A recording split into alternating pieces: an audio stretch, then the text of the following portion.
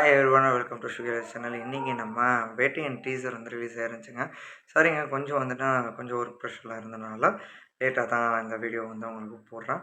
இந்த டீசர் வந்து பார்க்குறதுக்கு முன்னாடி இந்த படத்தில் யார் யார் நடிச்சிருக்காங்க அப்படின்னு சொல்லிட்டு நம்ம எல்லாத்துக்குமே தெரியும். சூப்பர் ஸ்டார் நடிச்சிருக்காரு, தென் வந்துட்டு அமிதாப் பச்சன், ஃபகத் ஃபாசில், ராணா, தென் ஹீரோயின்ஸ் பொறுத்த வரைக்கும் மஞ்சிமா மோகன் மேம்.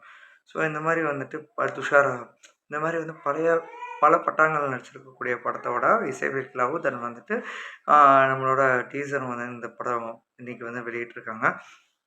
இந்த படத்தோட டீசர் பார்க்கும்போது தர்பாரோட பார்ட் 2வா இருக்குமோ, இல்லை ஜெயிலரோட வந்து பார்ட் 2வா இருக்குமோ அப்படிங்கிற மாதிரி வந்து நான் யோசிக்க தோணுது. சேம் வைப்பா, சேம் ஒரு கெட்டப்பில் வந்து இருக்கிற மாதிரி ஒரு ஃபீல் ஆகுதுங்க. ஸோ இந்த படத்தை பார்க்குறதுக்கு முன்னாடி டீசர் பார்த்தா ஒரு வெறி ஏறும். அப்பப்போ வந்து சூப்பர் ஸ்டார் படம் பார்க்கும்போது லால் சலாம் பார்த்ததுக்கப்புறம் வந்து எந்த டீசர் பார்த்தாலுமே நமக்கு ஆஃப் ஆன மாதிரி தான் இருக்குது. பட் இருந்தாலுமே அனிருத்தோட மியூசிக்கில் நம்ம தலைவர் வரும்போது பயங்கரமாக அப்படியே வந்துட்டு நரம்பெலாம் பிடிக்கிற மாதிரி தான் இருக்குது. படம் எந்த அளவுக்கு வந்தோன்னா வச்சு செஞ்சுருக்காங்கன்னு தெரியல, இல்லை செய்ய போகிறாங்கன்னு தெரியல. ஸோ படத்தை போய் யோசிக்கும் போது என்ன ஆகுது அப்படின்னா, ஒரு போலீஸ் ஆஃபீஸராக இருக்கார். ஸோ எஸ்பி கேரக்டரில் வராரு, சூப்பரண்ட் ஆஃப் போலீஸ்.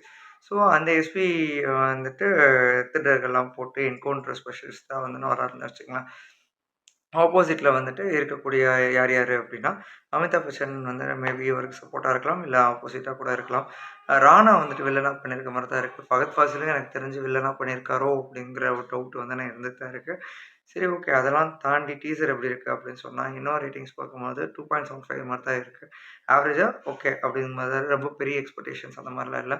பட் நம்ம கோட்டுக்குமே அப்படி தான் வந்துட்டு பாட்டு ரிலீஸ் ஆகும்போது அப்படி தான் சொன்னோம். பட் வந்து படம் சூப்பராக இருந்துச்சு. எனக்கு பர்சனலாக சொல்கிறேன், என்டர்டெய்னராக. ஸோ அதே மாதிரி என்டர்டெயின்மெண்ட் இருக்கும்னு நினைக்கிறேன்.